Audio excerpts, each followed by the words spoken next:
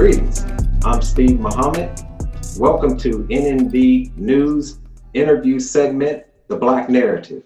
Today we are honored to have with us Sister Kimberly Jones, an NAACP award nominee for authoring the book, I'm Not Dying With You Tonight. She is also the ATL chapter of Well Read Black Girl. Here's a clip of her that went viral this week. If I right now decided that I wanted to play Monopoly with you, and for 400 rounds of playing Monopoly, I didn't allow you to have any money, I didn't allow you to have anything on the board, I didn't allow for you to have anything. And then we played another 50 rounds of Monopoly, and everything that you gained and you earned while you were playing that round of Monopoly was taken from you. That was Tulsa, that was Rosewood. Those are places where we built Black economic wealth, where we were self-sufficient, where we owned our stores, where we owned our property, and they burned them to the ground. You gave an incredible analogy of the game Monopoly. Can you expound on that and maybe share with us your thoughts on how we can rebuild our economy as a people? Yes, I wanted people to have a very clear illustration of how the ripple effects of both slavery and, the civil rights era, Jim Crow, and frankly, the crack epidemic, how it had an effect on where we stand economically. And I feel like everybody has played Monopoly. Everybody understands the rules of that game. People have been very upset with each other and lost friendships over the game of Monopoly. And it's because we all want to build wealth.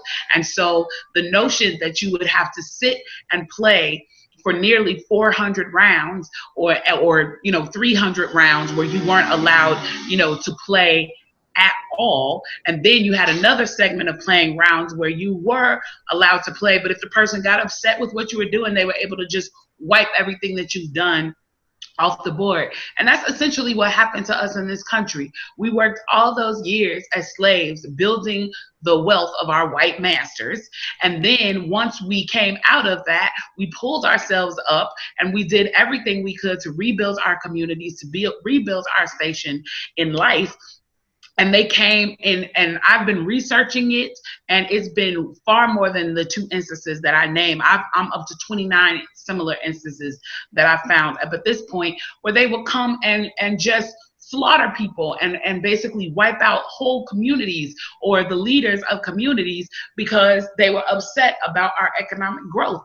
And so now you enter into that also, how very differently they handled the crack epidemic versus how they're trying to handle the opioid epidemic now, which had a very great strain on the Black family. It took Black mothers and fathers out of the workplace, out of the homes, losing their businesses, to that epidemic of drugs that they pushed into our community for the intent of destroying us and building money. And once again, did that just for the sake of building money for their wars. And so when you think about that, the nerve and the audacity for people to have the commentary that we're lazy and that we're not hardworking, and what they want to do is they want to look at the small percentage of Black people who have wealth, whether they're athletes or artists or prominent business people, and say, well, those people did it. Why can't you do it? Why can't you do it? But the least of them is in a more successful spot than some of our middle class people. Right. And so it is this residual effect that has had an effect on how they're able to keep us in the prison system, not give us access to great health care. We saw the effects of that with COVID. And so this idea that we are responsible for our station in life, because I keep telling people, racism is not a Black issue that white people need to empathize with.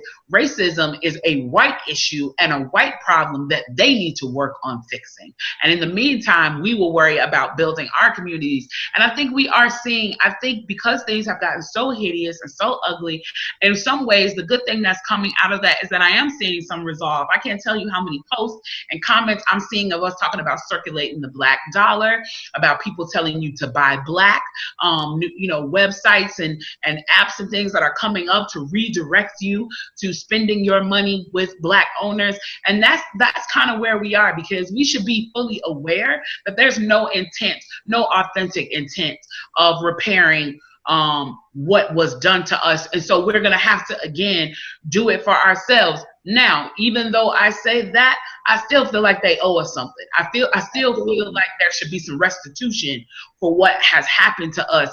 But I'm excited to see that we are focusing our energy right now on trying to circulate the Black dollar amongst our business. Absolutely. And let me go ahead and read something to you about Black Wall Street. But as you say, there were many Black Wall Streets. And as my father told me, he said that during, Black Wall Street is just on a town level, but as individuals, white people used to go through Black towns and literally assassinate professional Black people. So this was not just towns. When we look at these books where they talk about lynching, many of those who were lynched were Black professionals. So not only was our wealth robbed from us when we put them into banks, but also our Black professionals were lynched when they showed that they could overcome late slave effects. But Black Wall Street, it said, had 600 businesses, 21 churches,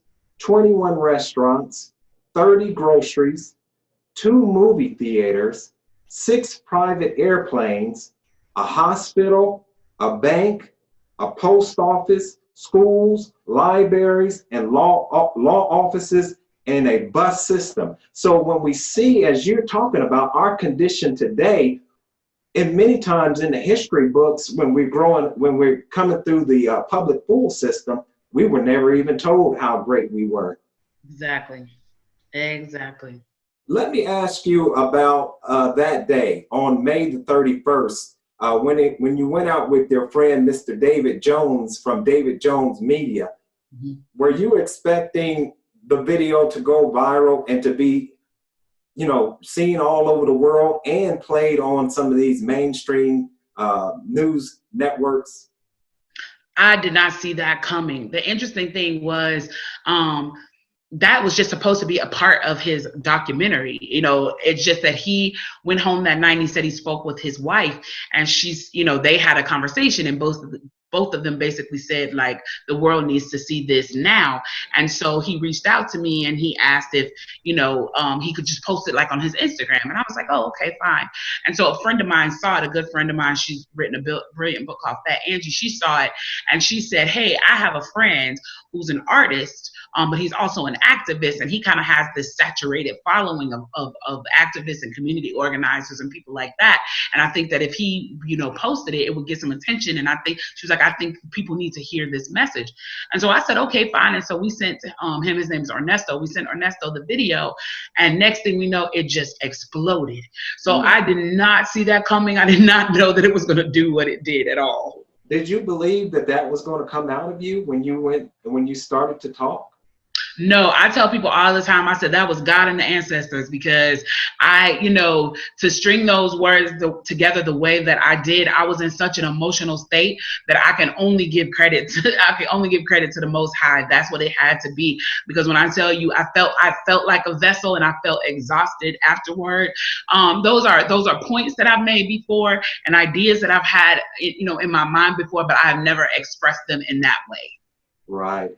Now, in that speech, which was just 6 minutes, but summarized our Black experience as far as economically is concerned, you mentioned Trevor Noah's comment on the social contract. Can you talk a little bit about that? Yeah, so Trevor made this amazing video where he talked about how we all have a social contract that we adhere to, that we adhere to the laws of the land, that we have a structure in terms of who shows up to deal with disagreements and how that is supposed to go and how that is supposed to handle. And he was addressing the looters, and he was saying that, but if the world has denied us access to that social contract by the way that they've treated us, then we don't have to adhere to it, because the community's social contract is that you won't loot, you won't destroy buildings, you won't damage property. That's part of the understanding of the social contract. But the social contract for us has not been working. No one's been adhering to it. We've been adhering to it, but no one on the other side of it has been adhering to it. So, so because of that, it is definitely broken. Right. And because it is broken, then it's not our responsibility to live into it. Right, absolutely. And you talked about the three types of protesters, the protesters, the rioters, and the looters. Mm-hmm. And as you just were talking about, can you go a little bit more into what you were explaining as far as why our people were looting? And we already mentioned it basically, but can you talk a little bit more about that? And I want to read some of these stats to you when you get done. Okay. So my issue is that as long as people wanted to focus on the what to detract from what was actually happening. And my thing is we need to focus on the why. So if you say that the looters were there strictly to loot, that they didn't care about the cause, that they just wanted to get something, my theory was, okay, I'll let you have that. Let's go with your theory that they were just there to get things. Then my question to you is, why are people so food insecure, clothing insecure, desperate for these items that they were taking, that they would risk walking through a glass window to get them? Now, even if it was things that were like jewelry or shoes or things like that, we have dangled the carrots of the prosperity of this nation in front of these people. We have music, we have TV, we have all these things telling people 24 hours, 7 days a week that they have no value if they don't have these material things. And we have set up a system where a lot of these people have not been able to get a fair education. A lot of them, we put them in the systems and allow them and cause them to be felons, which means they can't go to certain schools, they can't get certain jobs. And so they're at this severe disparagement, and they have no hope for greatness in their future. And so if this moment presented an opportunity for them to walk through a glass window and just get a little piece of the American dream for themselves and have things in their home that they otherwise don't see plausible for them to get, they're going to take that opportunity. So if we're going to have that conversation, we got to have it for real and discuss and talk about why we've created a society in which people feel that way. And, I want to thank you for coming on Black Media and expressing this, because this is very important. And another thing, too, as far as the looters are concerned, listen to this, Sister Kimberly. It says in 1968, it says a typical middle-class Black household had $6,674 in wealth compared to $70,786 for the typical middle-class white household, according to the data of the Historical Survey of Consumer Financing. Then it says in 2016, the typical middle-class Black household had $13,000 in wealth versus $149,703 for the medium white household, an even greater gap in percentage terms. And then it ends with this. It says the historical data reveals that no progress has been made in reducing income and wealth inequalities between Black and white households over the past 70 years. Yeah. So, I mean, like I said, what you said in that 6 minutes basically summed up a lot of what we're going through.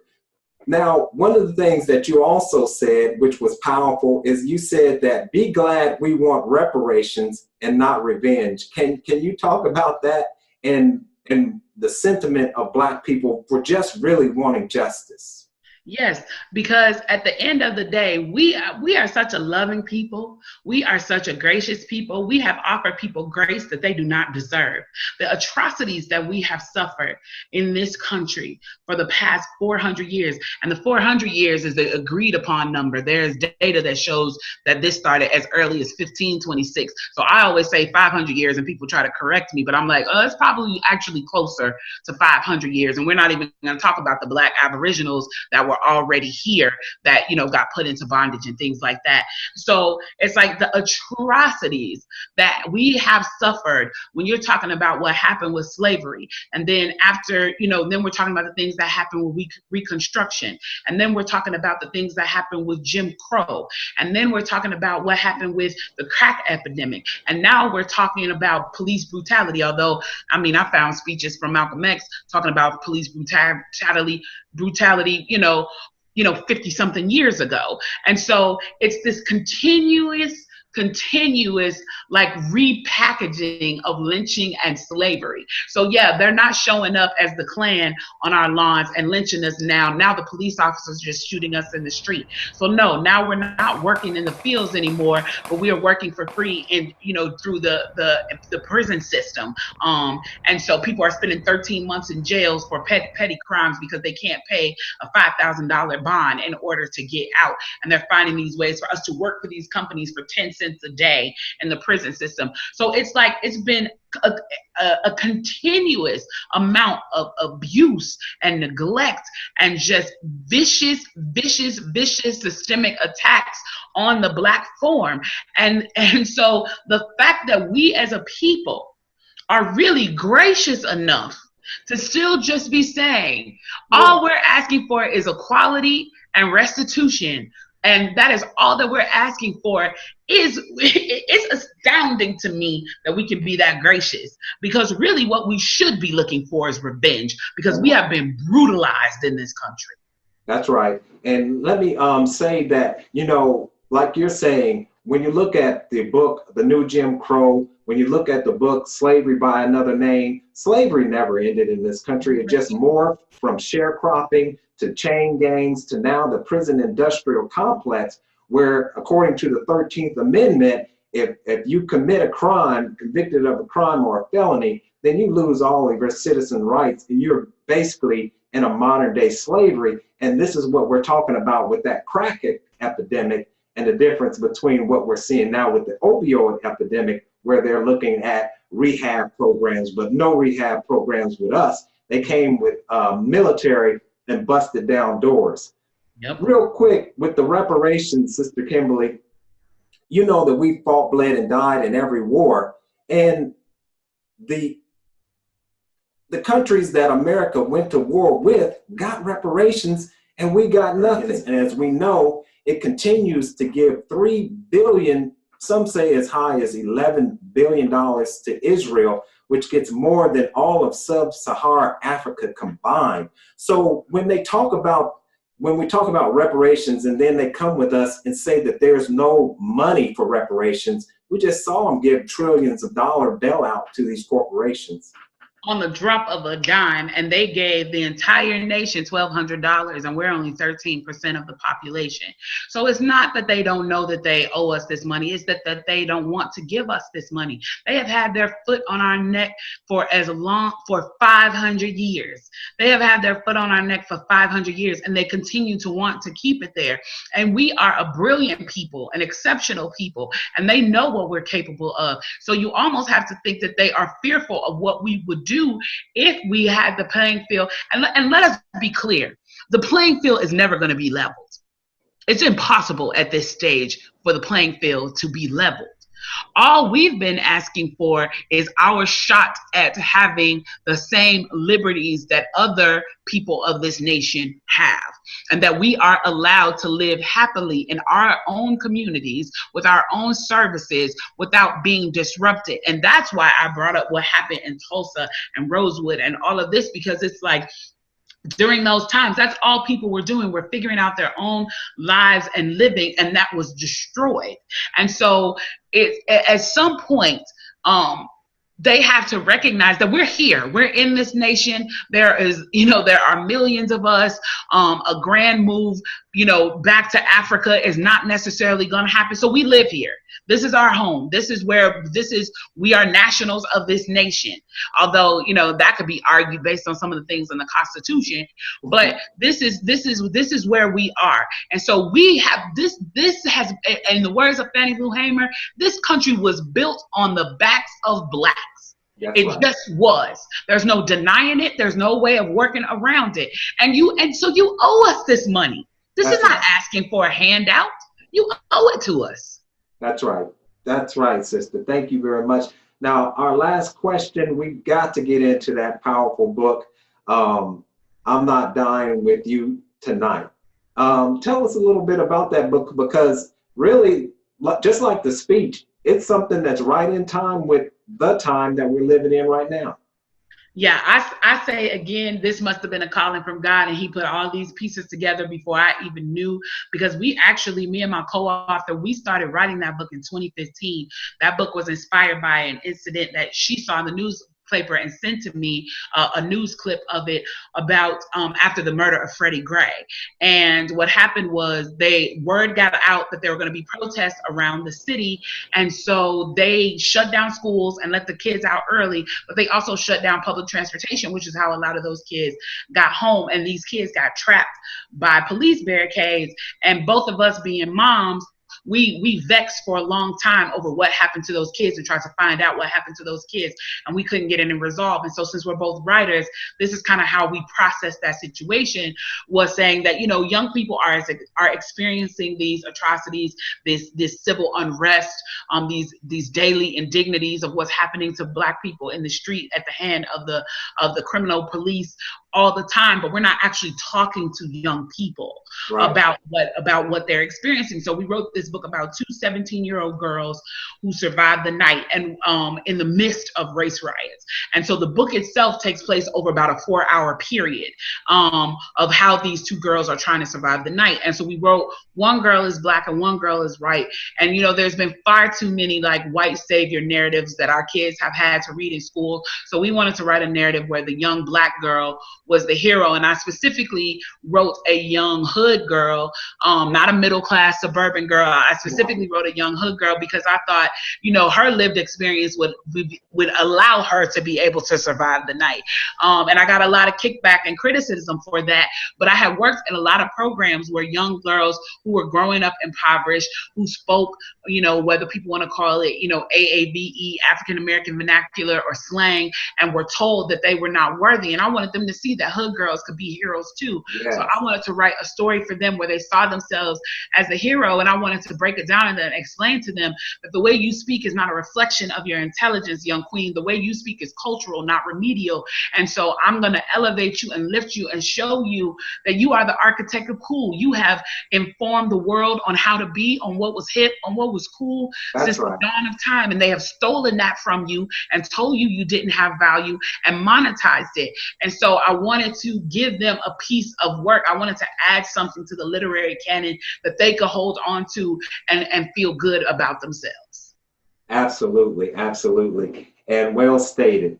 Thank you for representing the Black struggle beautifully, and God willing, we would love to have you on sometime in the near future, because as you already know, the struggle continues. And once again, thank you, sister, for putting out that powerful, powerful message that touched each and every one of us to our soul, that wanted to explain this that you summed up in 6 minutes. So thank you, sister. May God continue to bless you, keep you safe, and we look forward to, God willing, having you on here in the near future. Thank you so much for having me, and I really enjoyed talking with you, so I would love to come back. Thank you, sister. And thank you all for tuning in to NNB News, the Black Narrative. And we would love for you all to subscribe to our channel, go to NNB News, and may God continue to bless all of you with the light of truth and understanding. My name is Steve Muhammad, and this is the Black Narrative. God bless.